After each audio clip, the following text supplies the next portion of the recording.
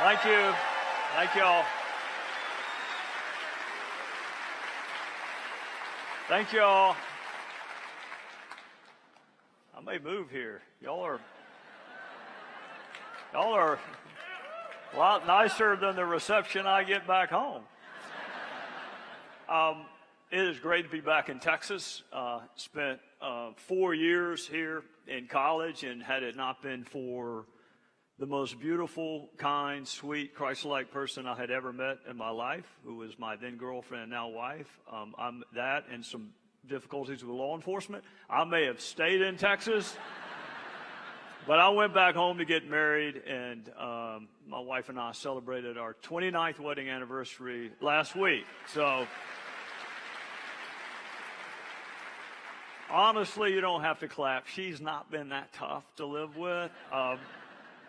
She is the most Christ-like person I have ever been around, and the Young family has been incredible to me for over 30 years. Ben and I were talking about that last night.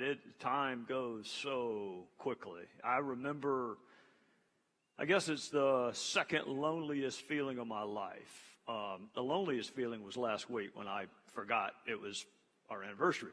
The loneliest feeling was when my father dropped me off as a 17-year-old in Waco, Texas, and I did not know a soul.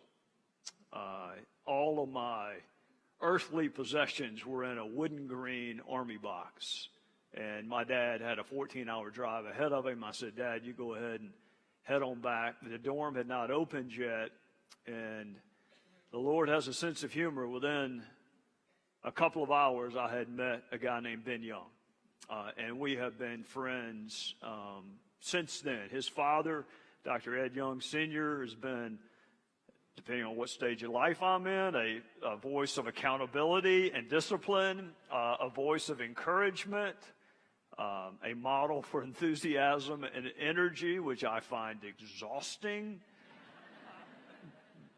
Ed Jr. Is living proof that older brothers can be nice, because I was unaware that that was possible until I had met little Ed and Cliff. Ordinarily, I do not like talented people, but I have made an exception for Cliff. But the person in the Young family, as a cynic and a skeptic and someone who is always doubting and always questioning, I had no defense for the authenticity of the life that Joe Beth lived.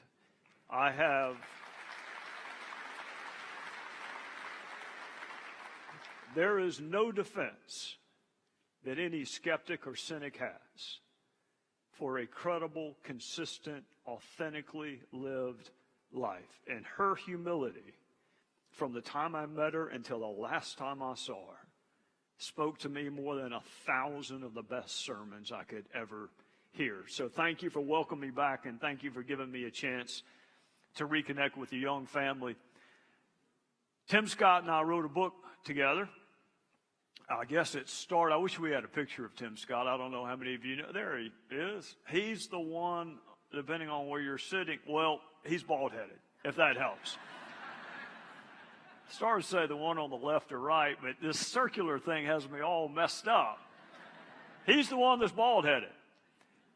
We eat dinner together every night that we're in Washington, and I guess it was about 2 years ago, we sat down at dinner and said, "Trey, I want to do something shocking. I want to do something surprising." And I thought, well, great, he's going to buy dinner tonight.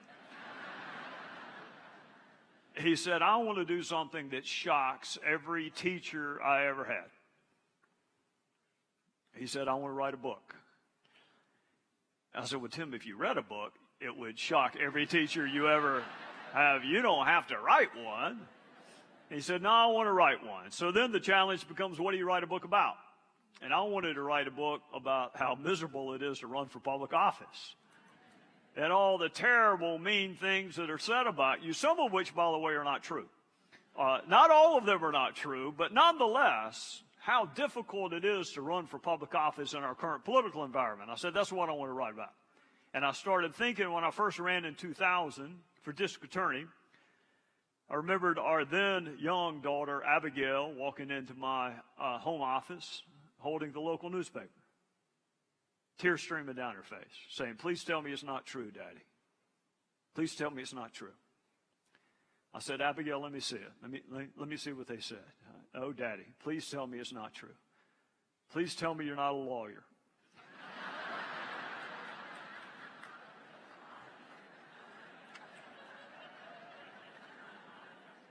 That's only partially true. We wrote a book about unity. And I get the joke. This is a crazy political environment for anyone to be talking about the need for unity. But Tim and I have been there for the last 8 years. I love contrast. I think contrast is exactly what we need in a pluralistic society. I appreciate the fact that we're not all going to eat at the same restaurant when we leave church. I appreciate the fact that everybody doesn't pull for the Cowboys, that there is another team, I think, in Texas.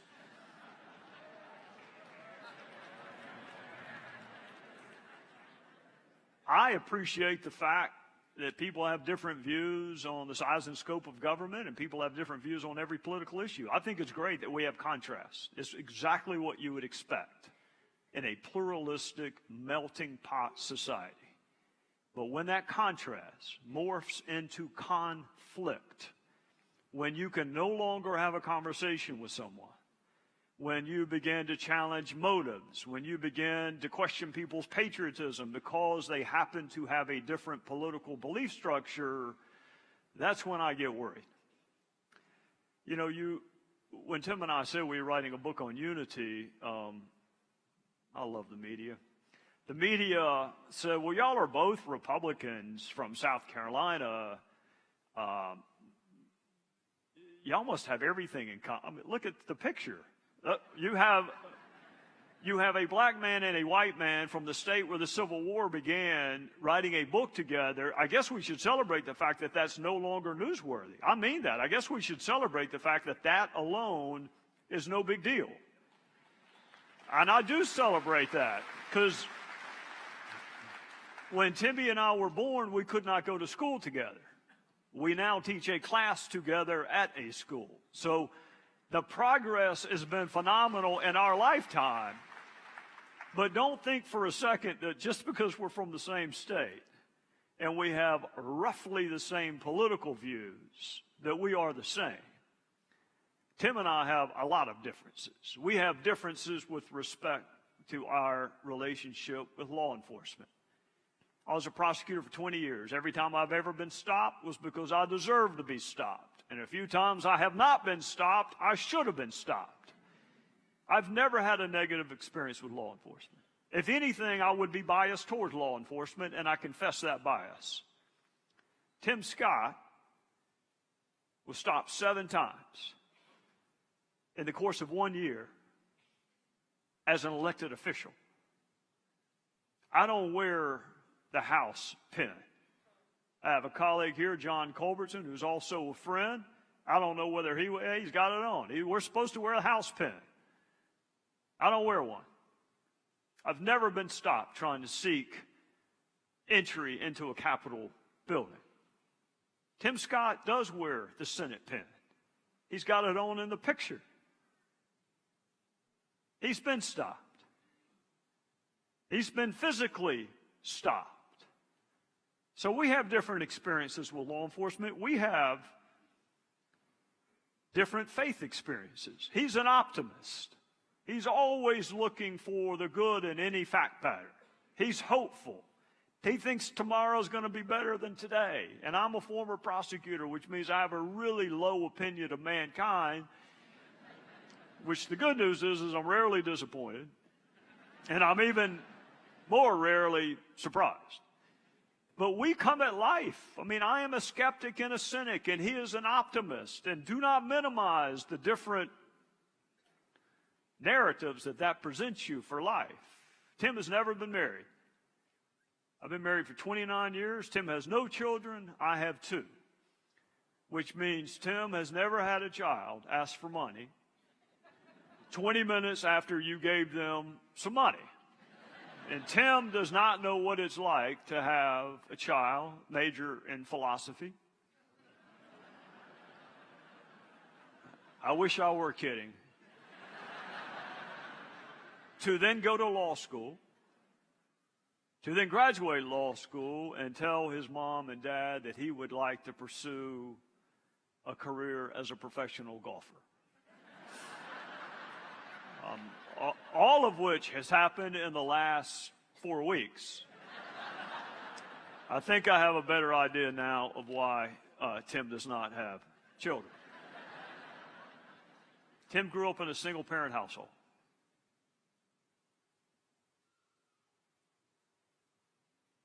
His mom worked at the hospital, changing bedpans, 18 hours a day. I had a parent that worked at a hospital too. Mom was a doctor. I think the moment I knew that despite the fact that we're from the same state and we may have the same initial after our name, that our lives were very, very different, was about 4 years ago at that same table at that same restaurant in Washington. And Tim was telling me a story about his grandfather, who was the only male figure in his life. Mr. Artemus Ware lived to be 94 years of age. And Tim was telling me how his grandfather would hold up the Charleston Post and Courier at breakfast. Wanted Tim to appreciate education. Wanted Tim to value current events. What's going on in the world? Got to stay informed. Got to stay educated. So rather than telling him that, he modeled it. Read the newspaper every morning at breakfast. And I couldn't help but interrupt and say, well, we got that in common too. Tim, my father, did the exact same thing. My dad held up a different paper, the Spartanburg Herald Journal, but he held it up every morning. And if one of my 3 sisters would deign to ask him a question, he would lower it, answer it, maybe, and then raise it back up. I said, we got that in common too. Isn't that neat? He said, the difference, Trey, is my grandfather couldn't read. Died not being able to read. Faked it. Faked it because he wanted a grandson to pick out a seat in the United States Congress instead of picking cotton for a living. So yeah, you can look at that and see the similarities, but even people you think are similar have differences, and even people you think are different and they got nothing in common. You'd be surprised. You'd be surprised. So we decided to write a book on being more unified. And aren't we lucky that as believers, we had such an incredible model for that? I don't know how closely you follow current events. And maybe it's the cynicism and the skepticism in me, but it just feels like it's getting worse. It just feels like we can't have a conversation with people that have a different belief structure. It feels like every day is election day. It feels like when we go home at night, we vote, depending on what channel we want to watch, depending on what radio station we want to listen to. Every day is election day. And then I have that validated with the polling that indicates if you are a Democrat, 2/3 of all self-identified Democrats do not have a Republican friend. 2/3 of all self-identified Republicans do not have a Democrat friend. So if you are trying to figure out what motivates the thinking of someone that you disagree with, who better to ask than someone that you disagree with? But if you don't know that person, if there's no one in your life, I don't know who you're supposed to ask. I'm lucky. I don't have to walk very far to find somebody that disagrees with me.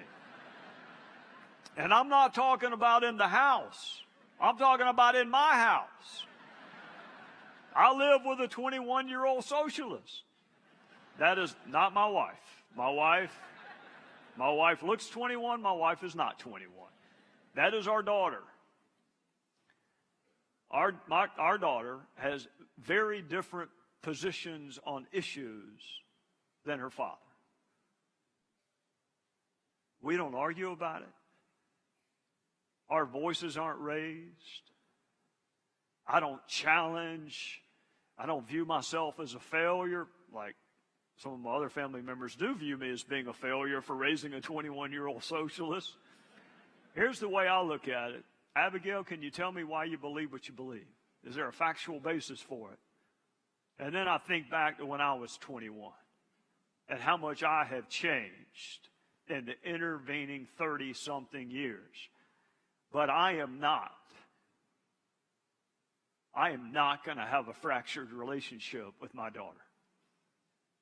And if that means I got to sit there and listen to stuff that I'm not 100% crazy about hearing, then I'm going to do it. If you are a believer, then I want you to eavesdrop. I'm not asking you this question. I'm going to ask myself this question. I want you to eavesdrop in on it, giving you permission to listen in as I have a conversation with myself. Are you a believer who happens to be interested in the political process? Or are you a Republican or a Democrat who happens to attend church?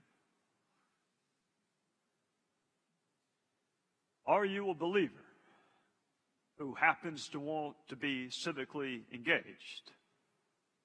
Or are you a Republican or a Democrat who happens to attend church? What is the source of your identity?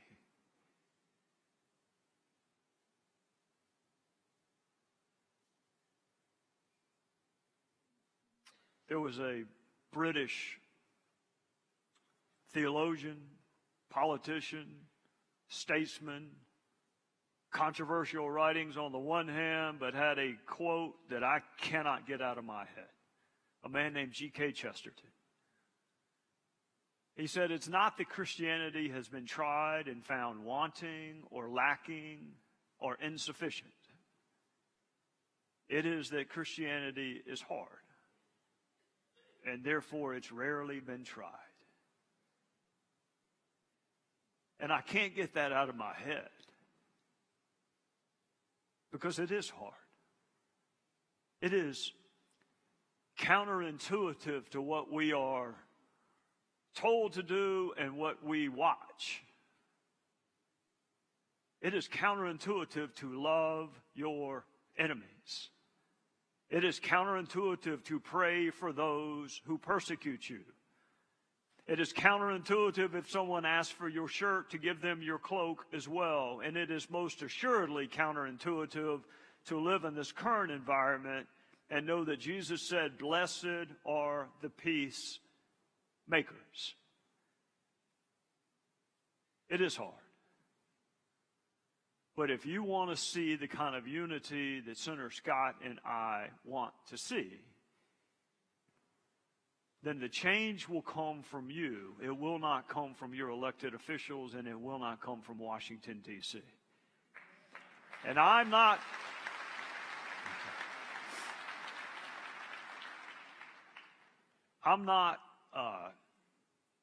leaving, but I am not bashing people as I walk out the door. It's been an honor to be there for 8 years, and I've met a lot of really wonderful people. But it is not the way to change our culture. Politics reflects, it does not lead. And so I hear this word people, and I think, well, it's in our foundational document, we the people. And it's also in the foundational document for your life, which is the Bible, where it says, if my people. Christianity is hard. It is hard to follow the teachings of Christ. But if you want a model for unity, then you need to find someone who broke every barrier you can possibly imagine. Gender barrier. Not just the woman at the well, that was radical. That was radical, the fact that he would speak to her in public. But it's more than that. Some of the very first people to recognize his deity were women. The last people to leave him at the cross were women. The first people to embrace the fact that he had been resurrected were women. So he broke gender barriers. He broke racial barriers. You familiar with the story of the Good Samaritan? It's not about a rich dude who footed somebody else's hospital bill. That's part of it. It's about crossing religious and racial barriers. Socioeconomic barriers. That's a big one in our country. I have looked and looked and looked to find nice things that Jesus said about rich people. Because I am leaving government work and I am going into the private sector, so I have really been looking for nice things that he might possibly have said about rich people. And I might try it anyway, but I'm having a really hard time finding a lot of complimentary things. I find something about a needle and an eye and a camel. Every barrier you can imagine, he broke down. So when you think about, do I want to live in a society that embraces contrast but rejects the conflict? Do I want to be able to have a conversation and listen without prejudice and have other people listen to me without prejudice? Do I want to live in a society where we don't immediately rush to what we don't have in common? That's the beautiful thing that I have found as I have traveled the country for the last 8 years, is most of us want most of the same things. We may have very different ways of acquiring it, but at least start with the fact that we want the same things. How many of you have ever sat beside someone on a plane that can't read body language and cannot figure out that you do not want to talk for the next 4 hours? And you've put the headphones on and you got the book out and you're not making eye contact, but none of that's working. They're going to talk. How do you start? Do you start by saying, tell me about your deeply held religious views? Tell me who you voted for in the last presidential election. No, we don't start. Where are you going? You're going to see family? You got children? You got grandchildren? What do you do for a living? We do that in almost every facet of life. We look for that common ground. Where Tim and I eat dinner, we are in the minority. And when I say we're in the minority, most of the folks who work at that restaurant were not born in the United States. They got here as quick as they could, but they were not born in the United States. So where do we go? Tell us about your country. Tell us about your family. And then it morphs into sports. There are lots of things that are not divisive that we can talk about, and I don't understand why, as we as a culture have figured out that that's where we want to run to first. You can have those complicated conversations after you have a relationship with someone. Tim and I have had some very frank conversations about law enforcement. After almost every officer-involved shooting, I get a call from him. Tell me what happened. Tell me how you're seeing this. Race is tough. Race is tough to talk about. But when you have a relationship and you care about each other, I'm married to a public school teacher. Tim has a very different perspective on education. He's a straight choice guy. I'm somewhere in the middle. If we wanted to argue about things, there's plenty of things we could find to argue about. We don't want to. We want to discuss them, and then we want to come back to stuff we have in common. And if you are a believer, that should be enough in common with someone else to overcome any conflict that you have. So I guess our first question is, do we want to live in a less divisive country? Do we want to live in a country where the contrast remains but the conflict is gone? And if we do, who's going to lead that movement and how is it going to be led? And it will be led by the church. And it has been modeled for you by the greatest barrier breaker who ever lived and the best bridge builder who ever lived. Think about the bridges that he built for you in your life. He bridged the chasm between you and God. He bridged the chasm between death and life. He bridged the chasm between the temporal and the eternal. And the reason I talk about bridges is if you're all on the same side of the river, you don't need a bridge. You don't need a bridge. You only need a bridge if you're willing to talk or interact with someone that's not exactly like you. I don't want anyone to surrender a deeply held conviction. I don't even want you to surrender a not deeply held conviction. I just want to live in a country where we can have a robust conversation about issues that are important to us without fracturing the relationship and making us wonder, what do we have in common? What at all do we have in common? Which brings me back to the quote from G.K. Chesterton. Christianity is hard. I knew that Tim and I had a different relationship when I heard the story about his grandfather, but that would not be the night that he would tell you he knew something was different. That was one of the most tragic nights in the history of our country. There were believers gathered at a church called Mother Emanuel in Charleston. Church where Tim's uncle attended for more than 50 years, a church where his friend and former colleague, Clemente Pinckney, was the pastor.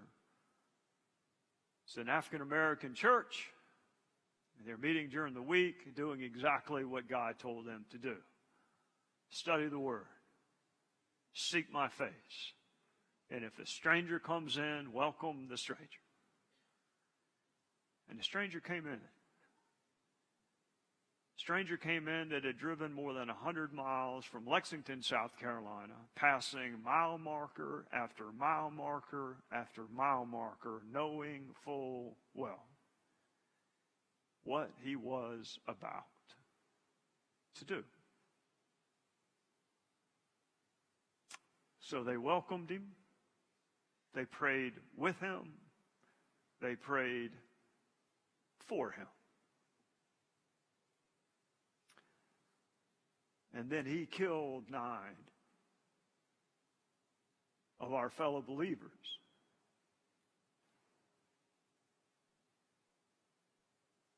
Because they happened to be black.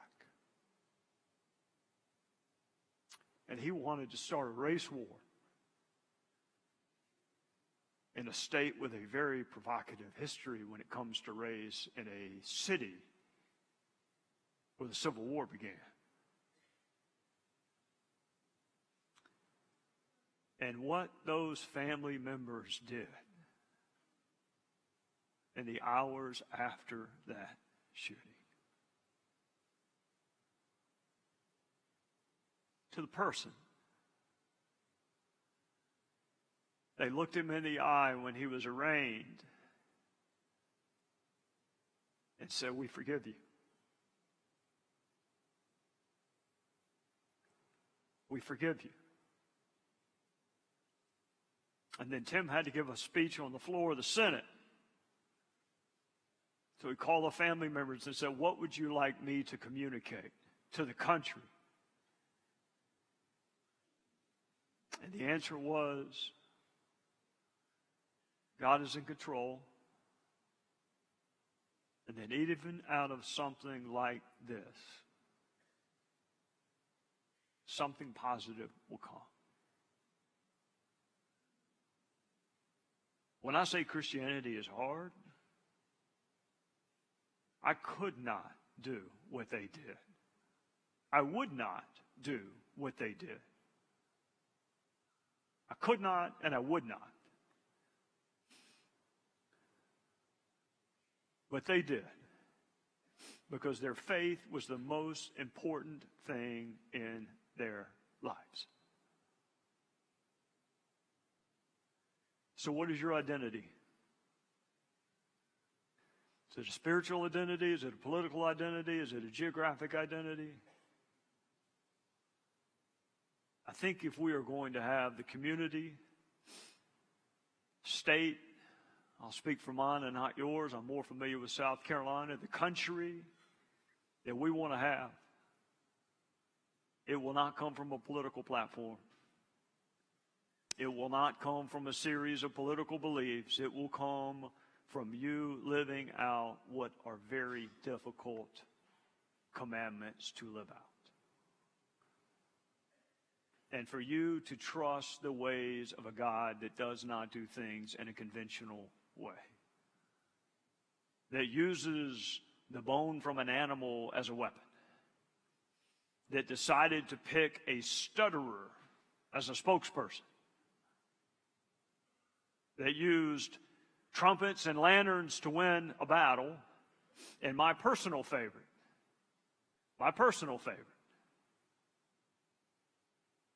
allowed his own son to lose a voice vote to a guy named Barabbas.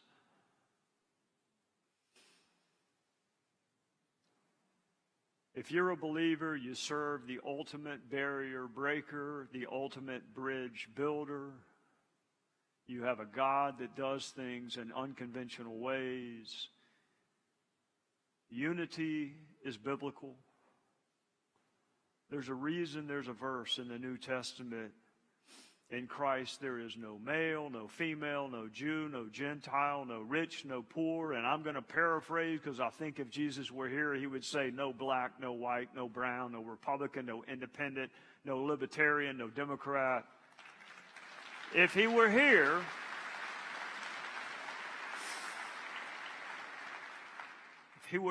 I think that is what he would tell us.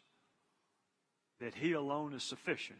And in him there is nothing other than, do you believe, do you not believe? And if you believe, you are called to do some very difficult things. One more thing that I could not and would not do, and I hope at some point y'all have a chance to hear from Senator Tim Scott. Culbertson will tell you he's the best person I know in public service. There are lots of good ones on both sides. He's the best. We were freshmen. Something terrible had been written about him. Not only terrible, it can be terrible and true. This was terrible and not true. It was actually defamatory, libelous, actionable. I was tired of it. Sick of it. I mean, it's already one thing to be in the world's least popular body. It's another thing to have people piling on with stuff that's not true. So I got sick of it. And I had that article in my hand. This is before I got the memo about not sharing all negative articles with your friends. I have since gotten that memo and would like to send it to some of my friends. But this is before I knew. I don't have to go tell him every bad thing I've read. I'll march into his office. And right past his receptionist. And I said, Tim, I'm sick of this. I'm sick of it. We're going to do something about it. And he said, well, let me see it. Showed it to him. He said, come on in. We're going to do something about it. I said, good. We got a United States congressman, got a former prosecutor, and we got a closed door. We're going to finally get someplace. He said, sit with me. Okay. We're going to pray for him. I said, Tim, I'm not. I'm not. And I didn't. But he asked me to sit with him while he did. Christianity is hard. There are very few other facets of life where you would be called to pray for someone who just did that. It's hard. But if you want to change even your own family, something as small but important as that, or you want to change something as large and important as your country, politics hasn't worked. Sports won't work. Geography won't work. Living an authentic, consistent life reflective of the teachings of Christ is what will work. God bless you. Thank you for letting me be with you.